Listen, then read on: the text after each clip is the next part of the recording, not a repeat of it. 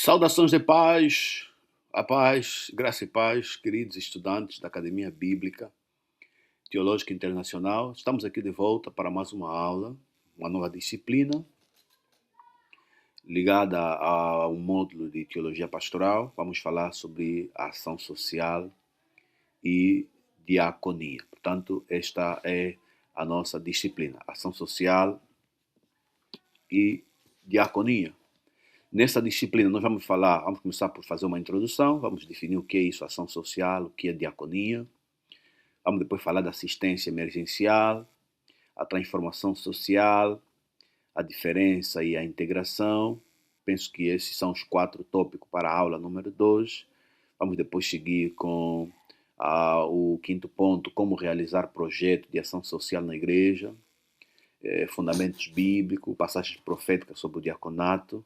E vamos encerrar nossa disciplina, tudo isso na aula 2, falando sobre a estruturação e ideias para sustentabilidade, ou seja, ideias para que a igreja se torne nesse caso o ministério diaconal, a diaconia e a ação social, para que se torne sustentável. Portanto, são esses 8 assuntos que vamos abordar nessa nossa disciplina de diaconia e ação social. Vamos começar então com introdução, olhando para aquilo que é conceito, o que é isso, ação social e diaconia.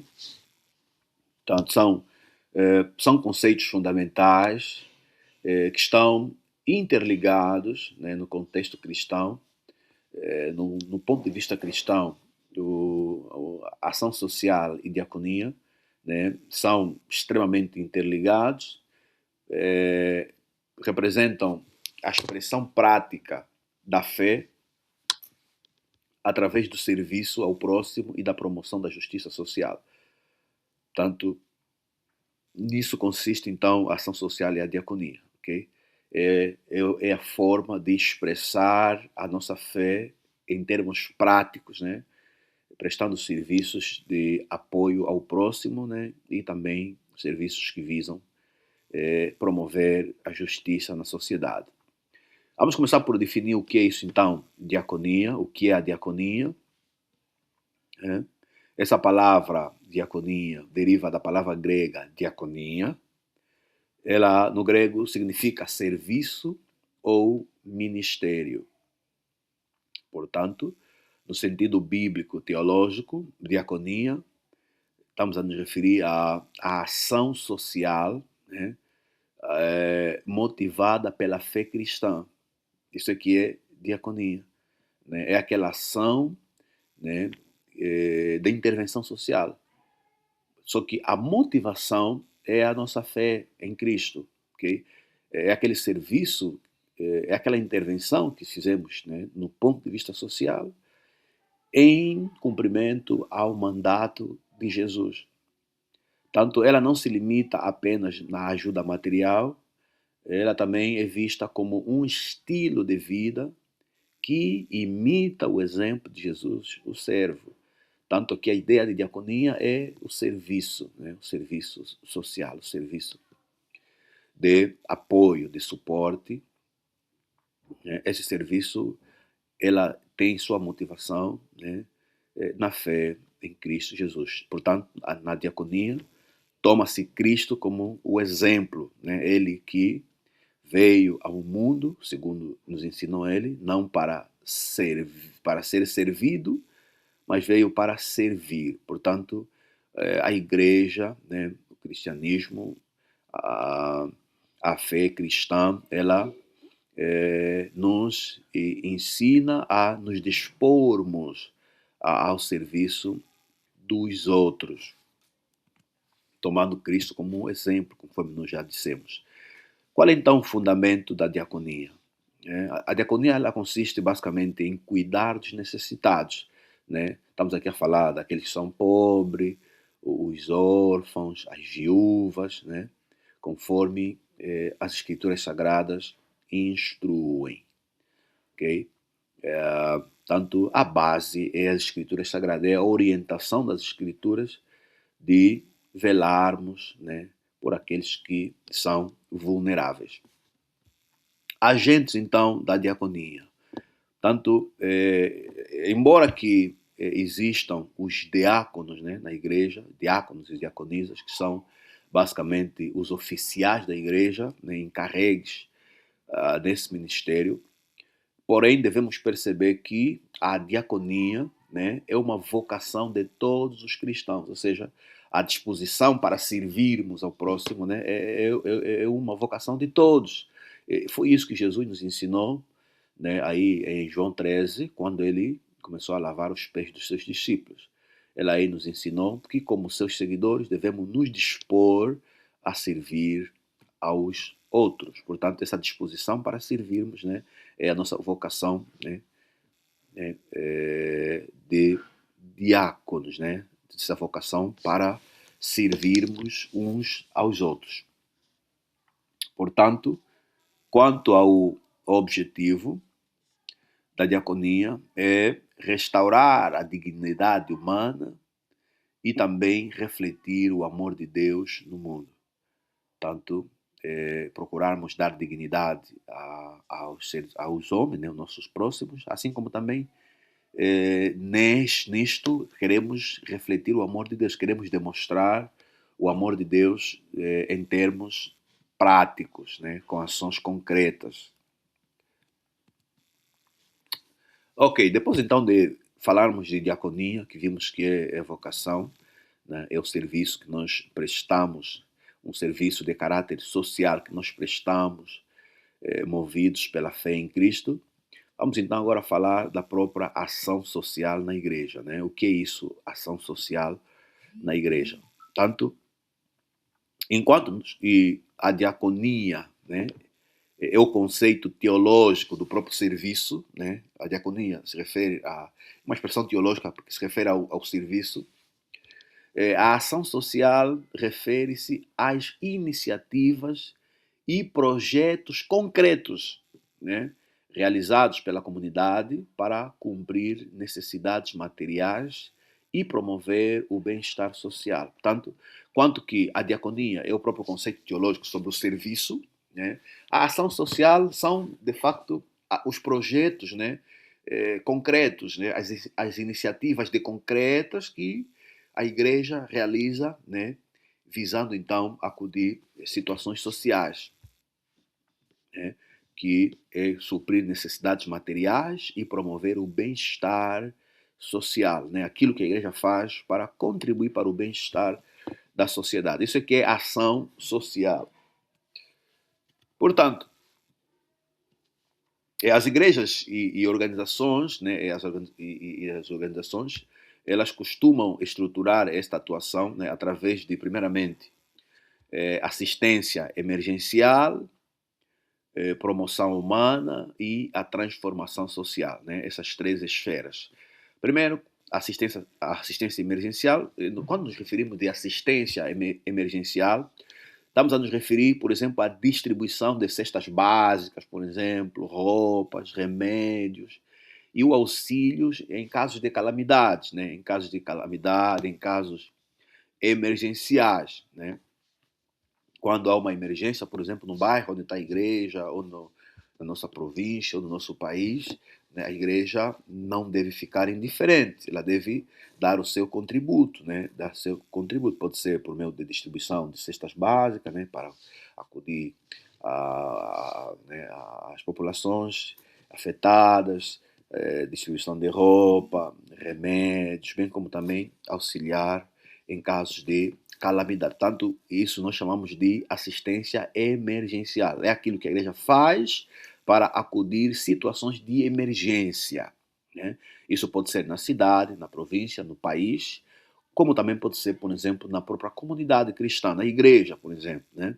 Há aquelas situações, por exemplo, que um irmão está numa situação emergencial, que necessita, de facto, de uma intervenção urgente. Na igreja está aí também, né, nesse sentido, com a sua assistência emergencial. Temos também, deve haver também, além da assistência emergencial, a promoção humana. Por promoção humana, nos referimos, por exemplo, à disponibilização ou, por exemplo, patrocinar, né, cursos profissionalizantes para aqueles que não têm assim uma formação profissional, que não têm uma formação que lhes permita serem produtivos. Né? A igreja pode promover, né, as pessoas disponibilizando cursos de formação, né, profissional. Também pode ser o reforço escolar, por exemplo, programa de luta contra o analfabetismo, né,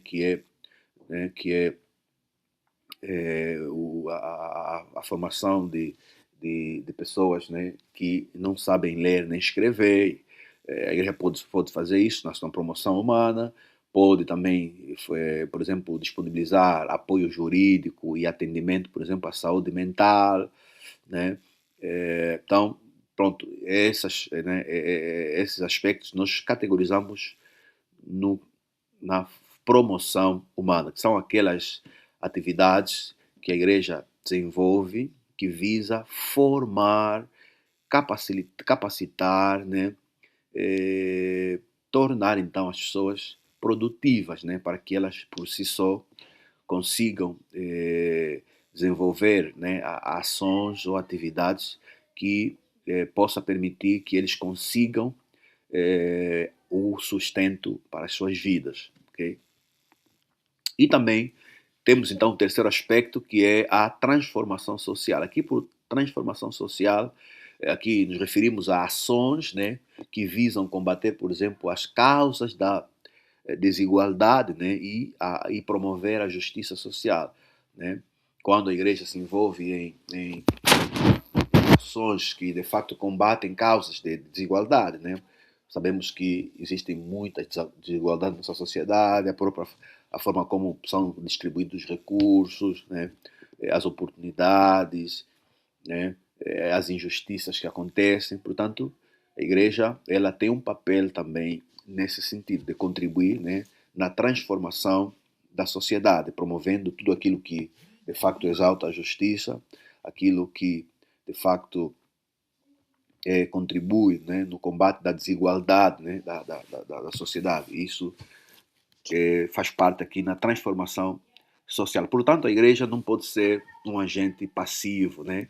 A igreja também faz parte da sociedade, portanto, sendo parte integrante da sociedade, ela também deve dar o seu contributo para tudo aquilo que é justo, tudo aquilo que é honesto, tudo aquilo que contribui para o bem. Então, temos aqui esses três aspectos: assistência emergencial, promoção humana e a transformação social. Avançando, vamos então começar agora a detalhar, né, apresentar assim com mais detalhes. Vamos começar com a assistência emergencial. O que é isso então, assistência emergencial? Tanto ela é o braço de socorro da diaconia. Né?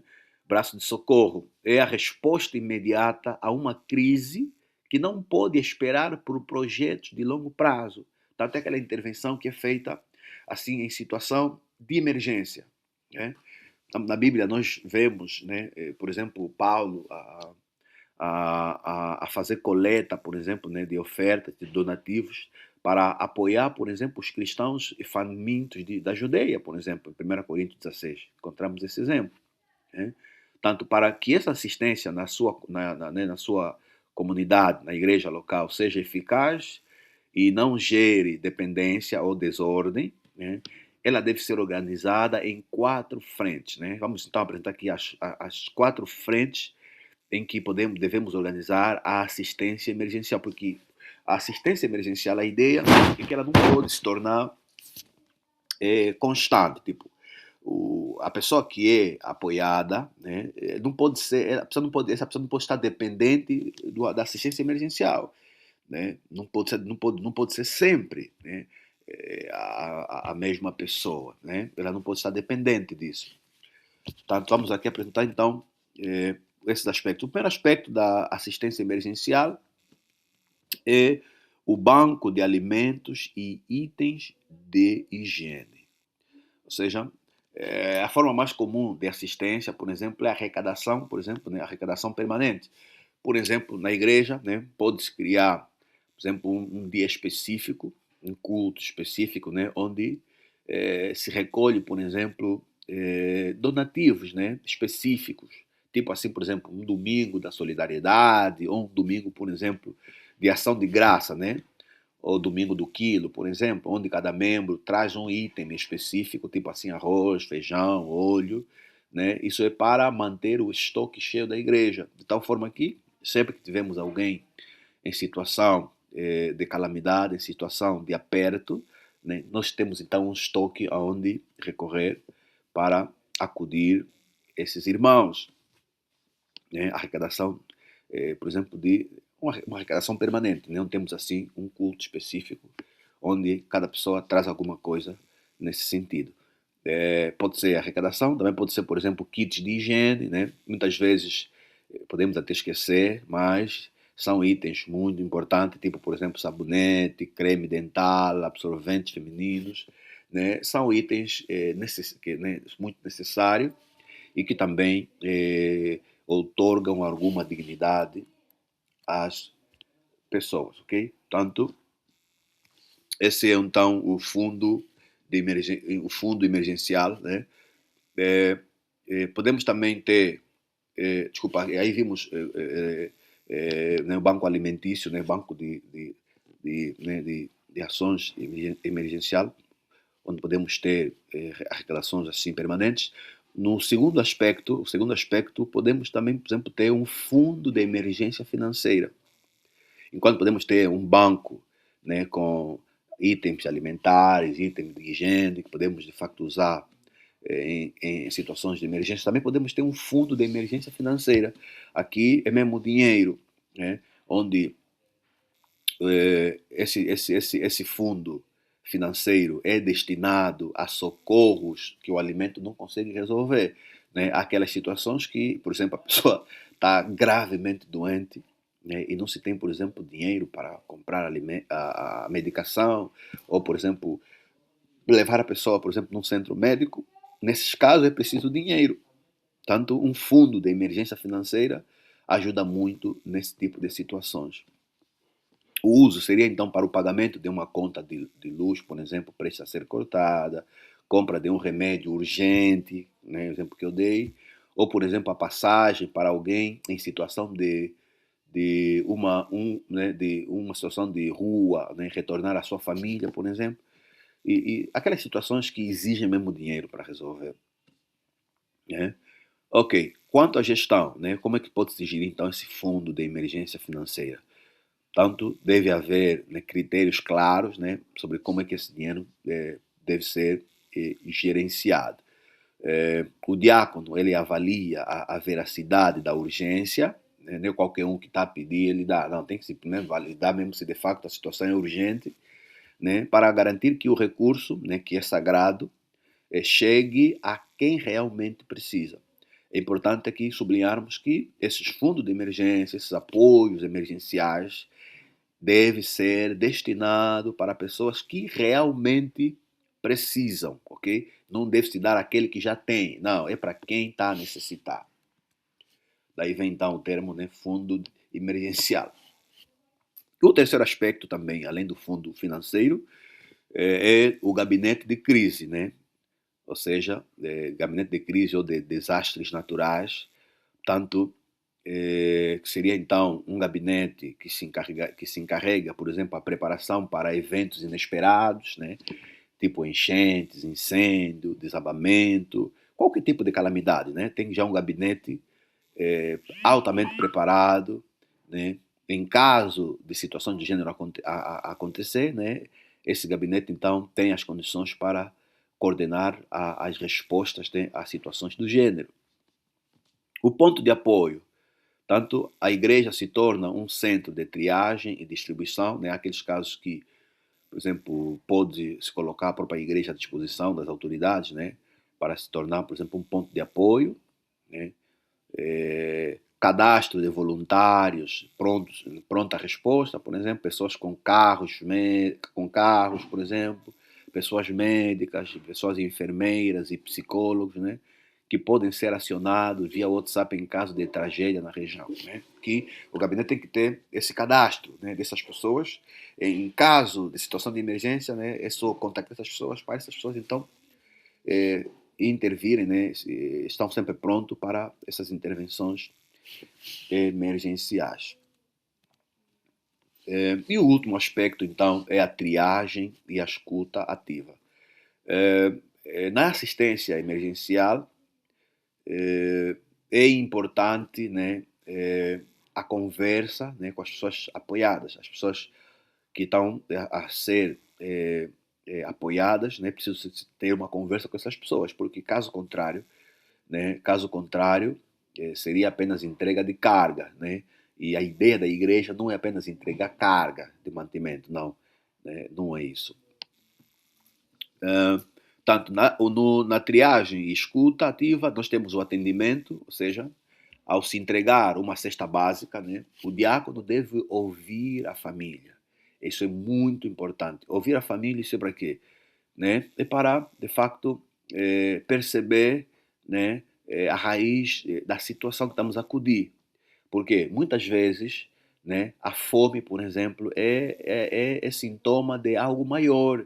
Pode ser, por exemplo, sintoma de desemprego, por exemplo. Né? Tanto se a questão é desemprego, nós levar suprimento um dia não será suficiente para, né, melhorar de facto a realidade dessa família. Né? É importante ou arranjarmos forma de encontrar um emprego para o chefe de família ou encontrar uma forma desse chefe de família fazer alguma coisa que seja produtivo, que lhe dê então uma renda que permita ele conseguir o sustento para a família. Okay? Tanto é importante a conversa para sabermos, né, a gravidade da situação. Pode ser desemprego, pode ser, por exemplo, depressão, pode ser vício, né? Pode ser vício. Aquelas famílias passam por dificuldade porque o chefe de família até trabalha, até tem salário, mas ele é viciado e gasta o dinheiro que seria para o sustento da família em outros vícios nocivos que não tem nada a ver. Tanto, okay? Tanto o atendimento é importante, né? Nos permite ouvirmos e termos noção, né, da real causa da situação que a família enfrenta. E temos também a questão do encaminhamento. Depois de atendermos a pessoa ou a família, há aqueles casos em que a emergência é recorrente, né? Onde, por exemplo, onde uma família, por exemplo, pede cesta básica todos os meses, né? E claro que a igreja não tem essa capacidade de apoiar sempre. Portanto, nesses casos, o recomendável é a igreja encaminhar essa família, né, para instituições vocacionadas nesta matéria. Né? Nesse caso, é hora de transferi-la, né, da assistência emergencial, nesse caso, né, pode ser, por exemplo, para os projetos de geração de renda, né, da própria igreja, por exemplo, se tiver, ou pode ser então também encaminhado, por exemplo, em alguma instituição, né, de caridade, alguma instituição vocacionada para tal, né, pode ser isso, né, pode ser encaminhar para projetos de geração de renda, né, que é aqueles projetos específicos onde instrui-se, capacita-se, profissionaliza-se a pessoa para então ter capacidade de ele próprio gerar renda, né, financeira que consiga sustentar sua família. Portanto, tem que se saber quando é que estamos diante de uma situação para nós acudir de forma emergencial, quando estamos diante de uma situação que precisa uma intervenção mais profunda, por exemplo, né, que é providenciar a formação, né, formação técnico-profissional, né, que permita a essa pessoa a ser útil na sociedade e assim conseguir fazer a sua vida normalmente. Ok. Vamos agora então falar da diferença, né, diferença crítica, né, entre assistência versus assistencialismo. Qual é a diferença entre assistência e assistencialismo? Vamos então ver. Primeiramente, quando falamos de assistência, estamos a falar de socorro na crise, né, para que a pessoa recupere as forças e caminhe sozinho. Essa é a ideia de assistência. ok? É um socorro numa situação pontual para recuperar as forças da pessoa e a pessoa conseguir caminhar sozinho. Não é continuar, não. A pessoa ser dependente, não. É uma assistência pontual e depois a pessoa recupera as forças, né? E ele está pronto para seguir a sua vida. Já o assistencialismo, né, dá o recurso sem criar pontes para a saída da crise, mantendo a pessoa dependente da doação. Isso é que muitas vezes nós fazemos. Né? Alguém tem uma situação mais profunda, nós vamos apenas vamos apenas ajudando, né? A pessoa por exemplo, vamos supor que estamos a falar de uma família que está em situação de fome, né? Estão desempregados, portanto nós vamos dando assistência, né, com mantimento, ou alimentar, ou até dinheiro. Só que só assim nós não estamos a criar a ponte para as pessoas saírem da situação que se encontram. Né? É aquele ditado que se diz que mais do que dar peixe, né, a alguém, ele ensinar a pescar, ele dá as ferramentas para ele pescar sozinho. Portanto, o assistencialismo não olha na ideia de criar condições para a pessoa pescar. Né? É só dar peixe, dar peixe. Isso aqui é assistencialismo. Portanto, a pessoa fica dependente de doações, a pessoa fica, né, dependente, né, daquilo que lhe é dado. Tanto a igreja não pode parar, né, não pode ficar no assistencialismo. Né? A igreja pode fazer, sim, deve fazer assistência, mas também deve procurar criar pontes para que a pessoa não dependa do apoio que recebe, mas sim consiga ele próprio ser autossustentável. Nota, por exemplo, você tem algum estoque de mantimentos organizado na sua comunidade ou as doações costumam ser feitas apenas quando surge uma necessidade específica? Como é feita a triagem de quem recebe o auxílio? Né?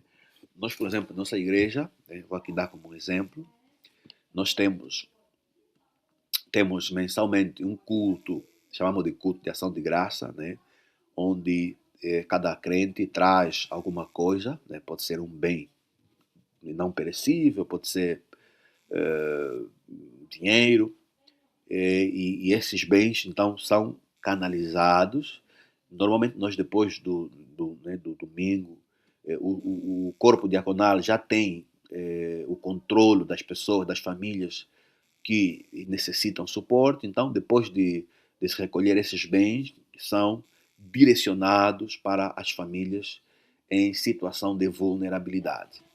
Né? Há casos, né, há bens, aqueles bens não perecíveis que nós também guardamos, né, isso fica no controle da equipa diaconal, e naqueles casos em que temos uma situação pontual, emergencial, né, usamos esses bens para acudir em situações de emergência.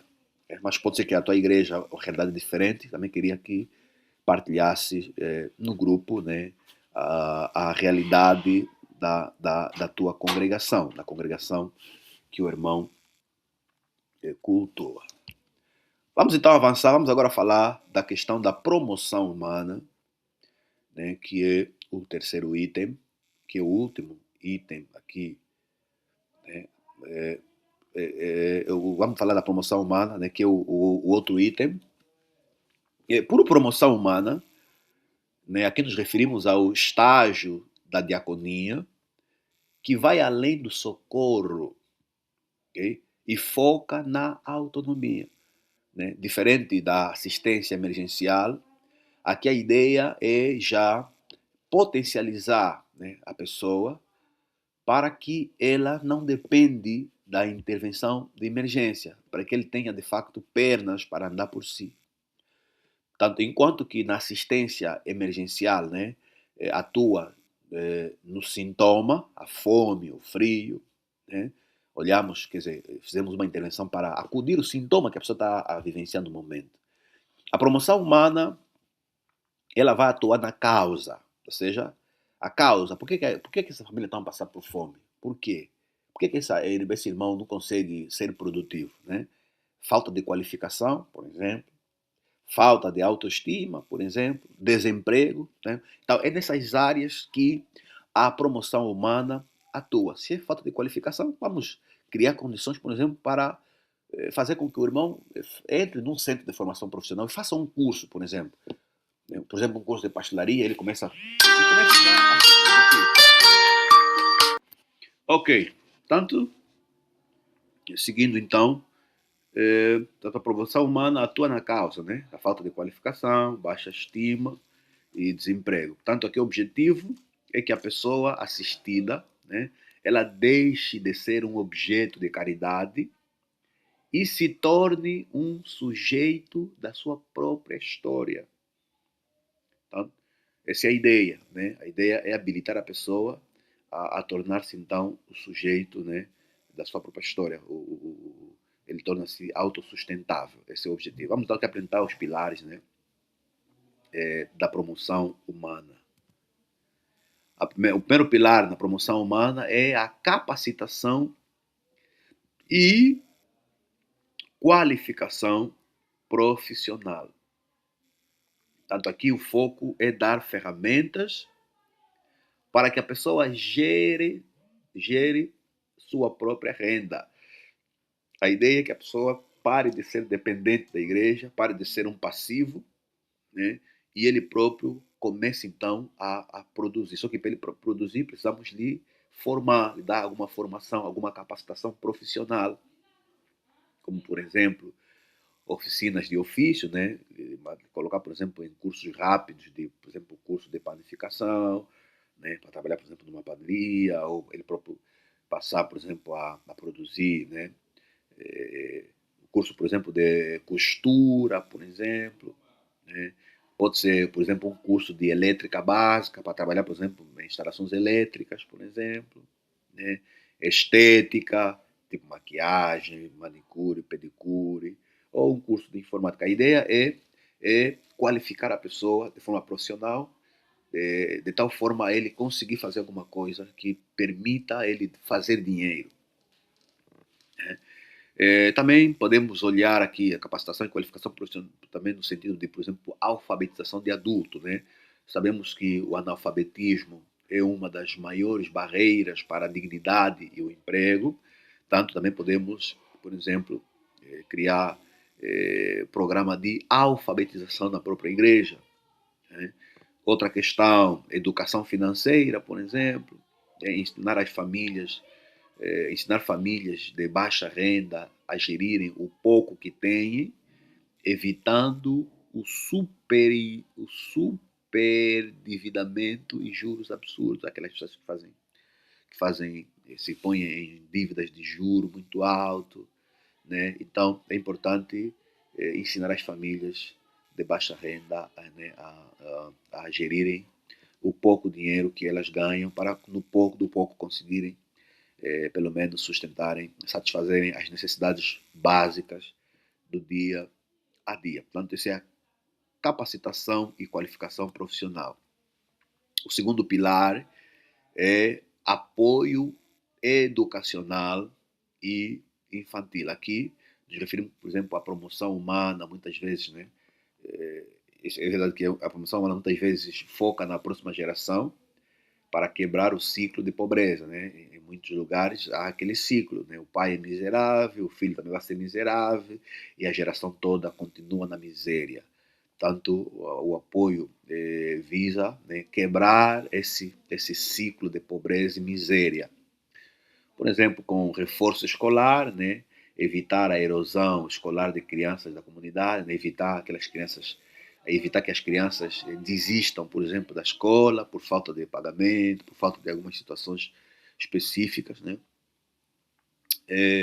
A inclusão digital, né, garantir que jovens da periferia tenham acesso a computadores para pesquisas e para estudo, né, também isso pode se constituir aqui no apoio educacional e infantil. O terceiro pilar é o fortalecimento da identidade e autoestima. Ou seja, normalmente sabemos que a pobreza extrema, né, que é a miséria, ela muitas vezes esmaga a alma, né, da pessoa. A pessoa perde a autoestima. Portanto, a diaconia bíblica, ela restaura a imagem de Deus no homem, né, trazendo de volta então a autoestima da pessoa. Aqui, no fortalecimento da identidade e autoestima, por exemplo, a igreja pode providenciar apoio psicológico, por exemplo, grupos de mútua ajuda, ou parcerias, por exemplo, com psicólogos voluntários, né, para tratar traumas e depressão. Também a igreja pode trabalhar na questão da cidadania, né, auxiliar na emissão, por exemplo, de documento de identificação, por exemplo, carteira de trabalho, né, orientação sobre os direitos sociais, né, que as pessoas têm, porque muita gente vive, mas não conhece os seus direitos, né? Portanto, a igreja pode trabalhar nesse sentido de consciencializar, né, ensinar, né, as pessoas sobre os seus direitos, assim como os seus deveres. Infelizmente, em muitos lugares, em muitas igrejas, só se fala dos deveres dos crentes, mas nunca se fala daquilo que eles têm direitos como cidadãos, né? Fala-se dos deveres como cidadão, mas esconde-se aquilo que as pessoas têm de direito. Tanto a igreja também tem esse papel. E o quarto aspecto, e não menos importante, é o empreendedorismo comunitário, né? Saída aqui por empreendedorismo comunitário. A promoção humana, né? Ela também olha na questão do empreendedorismo, né? A ideia é tornar a pessoa produtiva, né? Por exemplo, nesse sentido, pode-se, por exemplo, olhar no cooperativismo, né? Por exemplo, incentivar que pessoas qualificadas, né, no projeto se unam, por exemplo, para prestar serviços, né, como, por exemplo, uma cooperativa, por exemplo, de pintores, ou de, por exemplo, salgados, por exemplo, né? Quando é a cooperativa, isso dá mais força, né? Dá mais força. Também outra questão que pode-se trabalhar é a questão dos microcréditos, né? Por exemplo, pequenos empréstimos rotativos para quem quer começar um negócio próprio, né? Tipo comprar um forno, uma máquina de costura, uma ferramenta para começar a trabalhar. Também pode-se fazer isso. Pode-se fazer isso. Ok? Pode-se fazer isso. Portanto, são dicas que podem ajudar muito a igreja nessa questão de ação social e diaconia. Ok, vamos então agora falar da diferença na prática, né? Que diferença faz isso na prática, ok? Tanto a assistência, né? Na assistência, você dá uma cesta básica, né? Fundamental para a sobrevivência. Precisa estar numa situação de extrema urgência, não tem nem o que comer, então aí a ideia é trazer, né, os suprimentos alimentícios, né, para matar a fome nessa situação. Okay?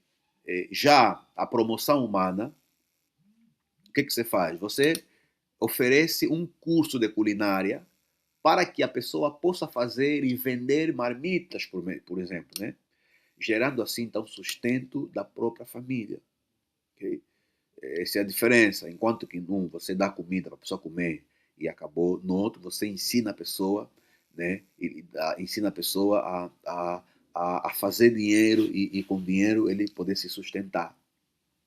Portanto, a promoção humana ela exige mais tempo e paciência do que a assistência emergencial. Okay? Claro, né? Claro, porque na promoção humana aí é formação, é acompanhamento, é prover meios para depois a pessoa começar a trabalhar, tanto exige mais tempo, exige mais meios também. Enquanto que na assistência emergencial não é só uma ação urgente, uma ação específica, né? Tanto exige menos tempo, exige menos meios também. Portanto, na sua visão, qual é o maior obstáculo que impede as pessoas da sua comunidade de serem autônomas hoje?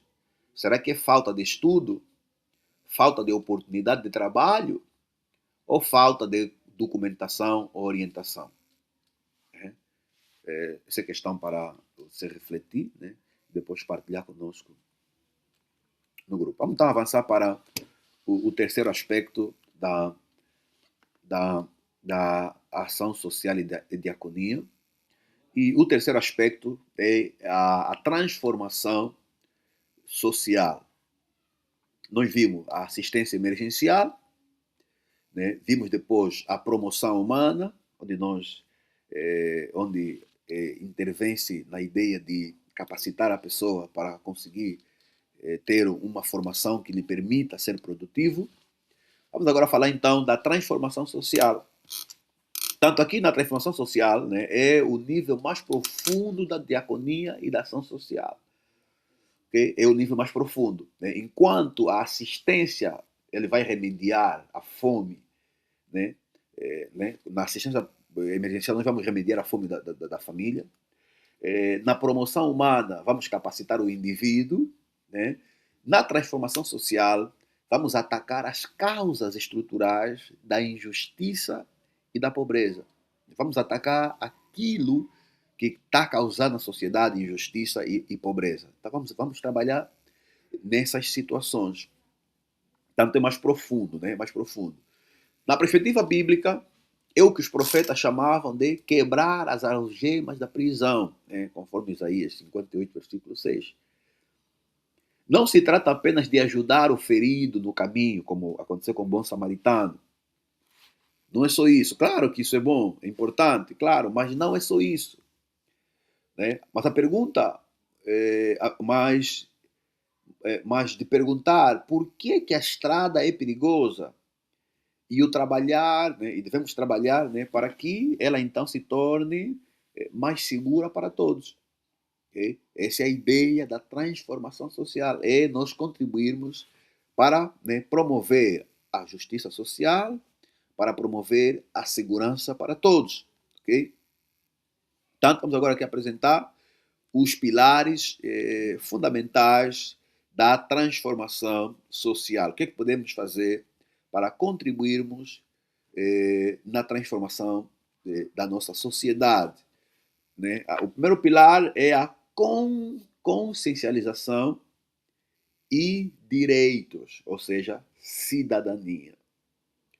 Portanto, é importante percebermos que a transformação ela começa quando a comunidade entende que tem direitos, né, não apenas necessidades.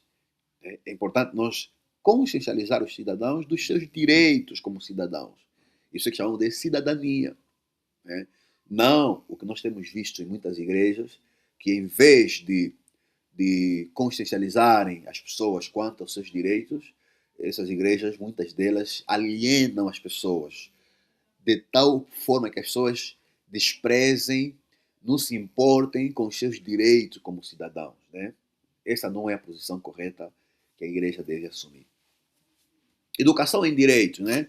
Palestras, por exemplo, sobre direito do consumidor, direitos do trabalhador, estatuto, por exemplo, da criança e do idoso. Né? É importante, né, a educação também nessas áreas, é muito importante. Outra questão, além da educação em direito, também podemos, por exemplo, trabalhar na questão de acesso à justiça, por exemplo. Né? A igreja pode, por exemplo, firmar parcerias com núcleos jurídicos, né? Para ajudar famílias, né, a resolverem questões de moradia, por exemplo, pensão alimentícia, ou então documentação básica. A igreja pode, sim, trabalhar nesse sentido, né, para que preste, auxilie, né, não só os crentes da igreja, mas também como a comunidade em volta, nas questões aqui apresentadas. Ok, o segundo pilar da cidadania, ou da, da, da transformação social, é a incidência política, né? A advocacia. Né? Advocacy, incidência política, ou seja, a igreja, ou nesse caso o projeto social, atua como voz junto ao poder público. Okay? Por exemplo, em conselhos municipais, por exemplo, participar, né? Participar, por exemplo, ativamente nos conselhos de assistência social, saúde ou educação da sua cidade, por exemplo. A igreja também pode participar nesse sentido. Demandas locais, por exemplo, organizar a comunidade para cobrar melhorias no bairro, por exemplo, como saneamento básico, iluminação pública, postos, por exemplo, de saúde ou transporte de qualidade, né? Tudo isso enquadra-se na incidência política. Também, por exemplo, a questão do combate a sistemas injustos, né? É outro aspecto. O combate a sistemas injustos, né? É o outro item aqui na transformação social, né? Identificar padrões que mantêm as pessoas na miséria, né? E propor, então, alternativas. Né? Aqui é dialogar, né? com as autoridades, né? No sentido de se propor, então, né?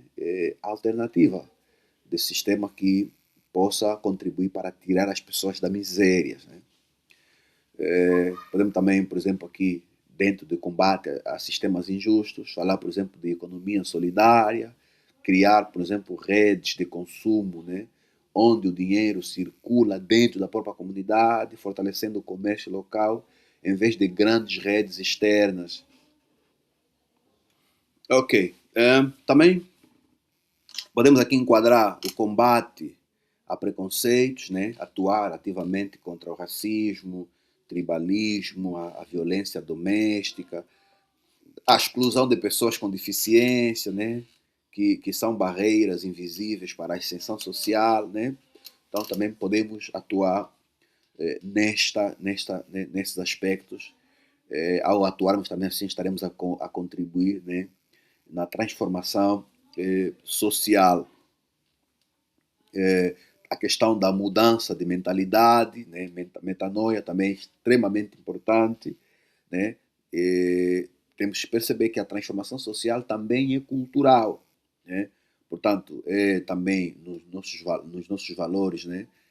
E na ética, por exemplo, promover uma cultura de honestidade, trabalho coletivo, né? E cuidado com o bem comum, tipo espaço público, a escola do bairro, a praça, né? Incentivarmos as pessoas a cuidarem aquilo que é bem coletivo, né? Também podemos também, por exemplo, contribuir protagonizando, né, como um protagonismo comunitário, isso é incentivar que a própria comunidade lidere as mudanças, deixando de esperar passivamente por políticos, né, ou salvadores externos, né, incentivar as próprias comunidades, né, a intervirem naquelas ações que ela, a própria comunidade, pode fazer alguma coisa para o seu próprio bem-estar, né, o seu próprio bem-estar coletivo.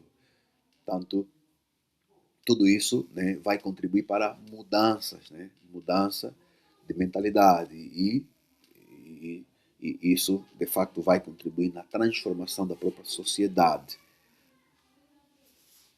Ok, então vamos agora já para vamos aqui rapidamente apresentar o ciclo completo da diaconia, né? Nós temos primeiramente a assistência emergencial, né, que a meta aqui é matar a fome hoje, né? Vimos a promoção humana, que a ideia é ensinar a profissão para o amanhã, né? E acabamos de falar da transformação social, né, que luta para que o sistema não fabrique mais famintos e desempregados depois de amanhã, né? Portanto, para que uma igreja ou uma ONG chegue a este nível, ela tem que ter coragem para dialogar com a sociedade, né? E não apenas ficar dentro do templo. Portanto, a igreja deve crescer nesse sentido, de não se focar só no templo, mas também sair, né? Dialogar com a sociedade para que ela seja então relevante na sociedade em que a igreja se encontra. Portanto, para fecharmos aqui a nossa aula número 1, vamos então rapidamente apresentar a diferença e a integração. Existem muitas denominações, né? No Brasil, também como aqui em Angola, como por exemplo a Igreja Presbiteriana Independente do Brasil, por exemplo, eles possuem secretarias ou ministérios específicos que unem os dois termos, né? Que unem Ministério de Ação Social e Diaconia. Existem igrejas que Por exemplo, algumas Assembleias de Deus usam o termo Ministério de Apoio Social, por exemplo. Há outras igrejas que usam o termo Ministério de Diaconia e Ação Social. Né? Então, a diaconia é a identidade e a motivação, né? O porquê servimos, isso é diaconia. E já a ação social é o método, né? O instrumento que nós usamos para servir, ou seja, como servimos. Okay? Diaconia é o que, né? O porquê que nós servimos, a motivação que nos leva a servir. E a ação social, então, é o que nós fazemos, né? É o que nós fazemos. Portanto, instituições como a Caritas, que é uma instituição católica, bem como também a Irmandade Betânia, aqui nós temos a Irmandade Espírita, por exemplo, que são exemplos de organizações que traduzem esses conceitos em impacto social diário. Né? É importante que as igrejas evangélicas também apostem e trabalhem muito nesse sentido para melhorar, né, a sua intervenção na sociedade, porque devemos lembrar que a igreja ela tem responsabilidade diante de Deus, que é adorar a Deus, tem responsabilidade para com os membros, que é servir os membros, mas também ela tem responsabilidade para com a sociedade, ok? Tanto ela precisa ser relevante na sociedade. Nota que, final, qual dos pilares que nós apresentamos parece mais desafiador na sua realidade? A consciencialização das pessoas ou a articulação com o poder público para cobrar melhorias? Né? Qual é o mais difícil? É cobrar as autoridades públicas que eles, de facto, melhorem a assistência à sociedade ou então a consciencialização dos populares. Okay? Vamos ficar por aqui. Se fores pastor, então lembre-te que a igreja também ela tem responsabilidade para com a sociedade. Portanto, ela não deve ser passiva, mas ela deve ser ativa na sociedade, né? Raiando então assim a luz de Cristo para um mundo que está em treva, demonstrando com ações concretas o amor de Deus, ok? Deus abençoe a todos e até a aula número 2 da disciplina de ação social e diaconia. Graça e paz.